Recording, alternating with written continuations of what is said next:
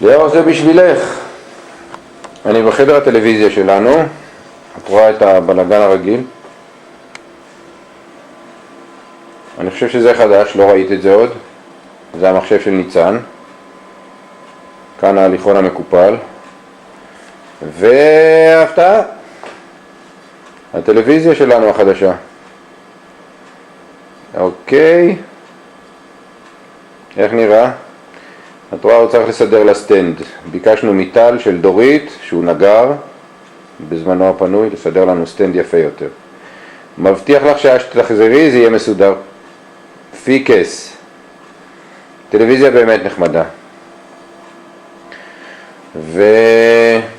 והבטחתי לך גם לצלם את ניצן בלי שיניים, אבל כרגע ניצן בחגיגות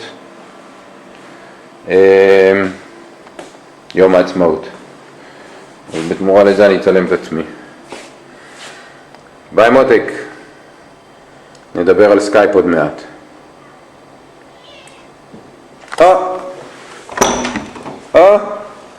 אני שומע אותה. בואי תסתכלי עליי רגע, תפתחי רגע את זה, תעשי עם האור. היי אמא. אמא וניצן חזרו מהחגיגה של יום העצמאות. כן, למה מצלמים אותנו ואנחנו חזרו? כי אני רוצה לשלוח את זה ליאור. דיברתי איתה על סקייפ. אז רק ליאור ביקשה שזה. תפתחי את האור, ליאור ביקשה לראות אותך בלי שיניים. בואי, תגידי לי ליאור, תסתכלי. תסתכלי. תראי, אל תזיזי. וואו. תגידי לי ליאור מותק. תגידי לי ליאור, היי.